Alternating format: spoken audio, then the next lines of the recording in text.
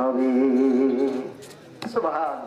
অর্থাৎ 499 কোটি ফেরেশতা একত্রিত হয়ে একযোগে শরীরের সমস্ত শক্তি নিয়োগ করে জাহান্নামের লাগাম ধরে জাহান্নামকে টেনে হিচড়ে হাসরের ময়দানে উপস্থিত করবেন। সুবহানাল্লাহ।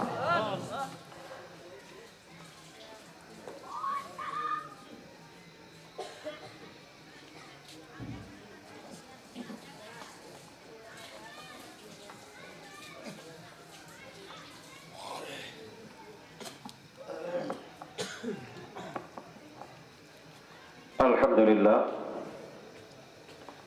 আপনাদেরও কষ্ট দিলাম।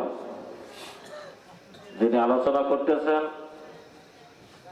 তার আলোচনার ব্যাঘাত ঘটে গেল। যা হোক, আপনাদের সামনে শুধু পরিচিত 1 মিনিট কথা বলবেন। আপনারা তাকে সবাই চেনেন,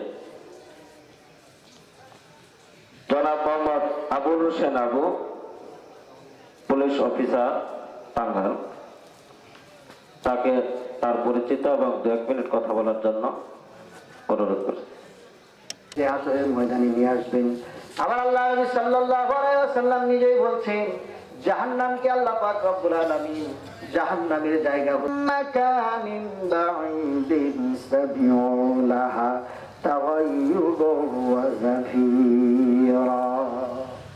আল্লাহ পাক রব্বুল আলামিন বললেন, ইযা রাআতুহুম মিন মাকানিন বাঈদিন সামিউলাহা তাগায়্যুবান ওয়া জাফীরা। ও দুনিয়ার মানুষেরা, তোমরা শোনো, ইযা রাআতুহুম মিন মাকানিন বাঈদিন সামিউলাহা তাগায়্যুবান ওয়া জাফীরা।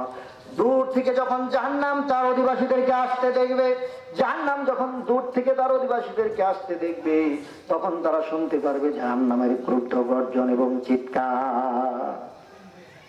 তখন তারা কি শুনতে পাবে?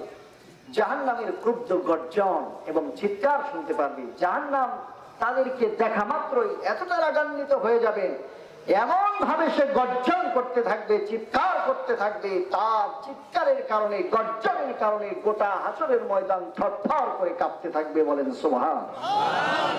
আল্লাহ নবী সাল্লাল্লাহু আলাইহি ওয়াসাল্লাম বললেন, জাহান্নাম যখন গর্জন করা আরম্ভ করবে, তার গর্জন এত ভয়াবহ হবে, তার গর্জন এত নির্মম যন্ত্রণাদায়ক হবে, তার গর্জনের ভয়াবহতার কারণে কোন নবী রাসূল পর্যন্ত দাঁড়িয়ে থাকতে সক্ষম হবেন না। কেউ দাঁড়িয়ে থাকতে পারবে না। এত দূরে জাহান্নাম গর্জন করবে, জাহান্নাম চিৎকার করবে। যেহেতু জাহান্নাম দেখবে, বোঝা গেল জাহান্নামের কি আছে? কথা বলো, চোখ আছে। যেহেতু জাহান্নাম চিৎকার করবে, বোঝা গেল জাহান্নামের একখানা মুখও। আন আবি হুরায়রা রাদিয়াল্লাহু তাআলা আনহু قال قال رسول الله صلى الله عليه وسلم يخرج عنق من النار يوم القيامة له عينان تبصران وأذنان تسمعان ولسان ينطق يقول إني وكلت بثلاثة بكل جبار عنيد وبكل من دعا مع الله إلها آخر وبالمصور رواه الترمذي। আল্লাহ নবী সাল্লাল্লাহু আলাইহি ওয়াসাল্লাম বলছেন, ও দুনিয়ার মানুষেরা, ভালো করে শোনো, ইয়াখরুজু উনুকুন মিনান নার ইয়াউমাল কিয়ামah।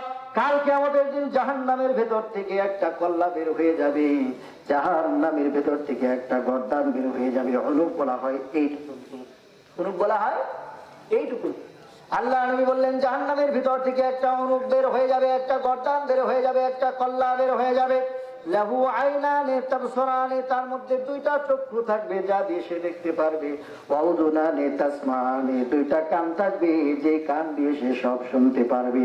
ওয়া লিসানুন ইয়ানতিকু, একখানা মুখ থাকবে সেই মুখ দিয়ে কথা বলতে পারবে। ইয়াকুলু, আল্লাহ নবী বললেন, জাহান্নাম সেদিন ঘোষণা করবে, ইন্নী উকিলতু বিসালাসা, 3 শ্রেণীর মানুষ রূপী শয়তানদেরকে শাস্তি দেওয়ার জন্য আল্লাহ আমাকে তৈরি করেছে। কয় শ্রেণী? কয় শ্রেণী? 3 শ্রেণীর মানুষদেরকে শাস্তি দেওয়ার জন্য আল্লাহ আমাকে তৈরি করেছেন। প্রথম শ্রেণীর লোক হলো বিকুল্লি জব্বারিন আনিদ, ওই সমস্ত মানুষ, যে সমস্ত মানুষগুলো আল্লাহ রাব্বুল আলামিনের সঙ্গে অহংকার পোষণ করে, যারা অহংকারী, যারা স্বৈরাচারী, অহংকার করে, এদেরকে আল্লাহ কখনো পছন্দ করে না। আল্লাহ নিজে বলছেন, আল ইজ্জাতু ইজারি ওয়াল কিবরিয়া রিদাই ফামান ইউনাজিউনি আযাবতাহু।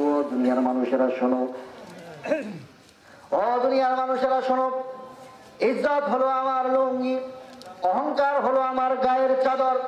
যে ব্যক্তি অহংকার করলো সেজন্য আমার গায়ের চাদর ধরে টান মারলো, আর যে ব্যক্তি আমার গায়ের চাদর ধরে টান মারবে আমি আল্লাহ পাক রব্বুল আলামিন অবশ্যই তাকে জাহান্নামে নিক্ষেপ করব। অবশ্যই সে কোথায় যাবে? বোঝা গেল অহংকার করা কোনো মুসলমানের জন্য বৈধ। আমাদের সুস্বাস্থ্য আছে তাই আমরা স্বাস্থ্য নিয়ে অহংকার করি, বড়াই করি। আমাদের টাকা পয়সা আছে তাই আমরা টাকা পয়সার বড়াই করি, অহংকার করি। আমাদের হাতে 2 দিনের ক্ষমতা আছে, এই 2 দিনের ক্ষমতা নিয়ে আমরা খুব বাড়াবাড়ি করি, অহংকার করি। এমন মানুষ আছে না নাই? আছে না নাই? আমার ভাইরা, আমার বন্ধুরা শুনেন, এমন মানুষের কোনো অভাব নাই। ক্ষমতার অহংকার, টাকার অহংকার, সম্পদের অহংকার, সৌন্দর্যের অহংকার, দেহের অহংকার, যেই অহংকারই আপনি করেন না কেন, যদি আপনার দ্বারা সামান্যতম অহংকার প্রকাশিত হয়ে যায় তাহলে এর অর্থ হবে আপনি আল্লাহর গায়ের চাদর ধরে টান মারলেন। আর যেই ব্যক্তি আল্লাহর গায়ের চাদর ধরে টান মারবে, আল্লাহ বলছেন আমার ইজ্জতের কসম, আমি আল্লাহ রাব্বুল আলামিন ওই লোকটাকে অবশ্যই জাহান্নামে নিক্ষেপ করব। বোঝা গেল অহংকারী ব্যক্তি কখনো কোন অবস্থায় জান্নাতে প্রবেশ করতে পারবে না। জাহান্নাম বলছে অহংকারী স্বৈরাচারী লোকটাকে শাস্তি দেওয়ার জন্য আল্লাহ আমাকে তৈরি করেছেন। 2 নাম্বার, আল্লাহ নবী সাল্লাল্লাহু আলাইহি ওয়াসাল্লাম ঘোষণা করলেন ওয়া বিকুল্লি মান দাআ মা'আল্লাহি ইলাহান আখার। 2 নম্বরে আল্লাহ নবী সাল্লাল্লাহু আলাইহি ওয়াসাল্লাম বললেন ওই সমস্ত মানুষ, যে সমস্ত মানুষগুলো আল্লাহকে বাদ দিয়ে অন্যের কাছে সন্তান প্রার্থনা করে। এমন লোক আমাদের দেশে আছে না? কম না বেশি? কম। দোয়া চেয়ে তারপরে পরীক্ষার হলে যায়, আছে না নাই? জোরে বলেন। এমন অনেক হাজার লক্ষ মা আছে যে সমস্ত মায়েদের সন্তান হয় না বলে ওই সমস্ত মায়েরা কবরে যায়। ওই সমস্ত কবরে যে মাজারে যে তারা মাজার পূজা করে, ওই সমস্ত কবরে যে তারা সেজদা দেয়, কবরে ওই মৃত ব্যক্তির কাছে সন্তান প্রার্থনা করে। এমনকি তাদের লজ্জাস্থান পর্যন্ত ওই কবরের উপর ঘর্ষণ করে সন্তান হওয়ার আশায়। জোরে বলেন নাউযুবিল্লাহ। এরকমের আকীদা নিয়ে কি বেহেশতে যাওয়া সম্ভব? জোরে বলেন সম্ভব না।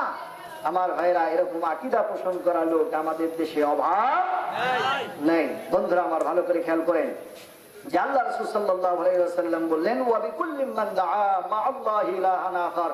ওই সমস্ত মানুষ, যে সমস্ত মানুষগুলো আল্লাহকে বাদ দিয়ে অন্যের কাছে সন্তান প্রার্থনা করে, অন্যের কাছে ভাগ্যের ভালো মন্দ চায়, এই সমস্ত শয়তানদেরকে শাস্তি দেওয়ার জন্য আল্লাহ আমাকে পাঠিয়েছেন, আল্লাহ আমাকে সৃষ্টি করেছেন।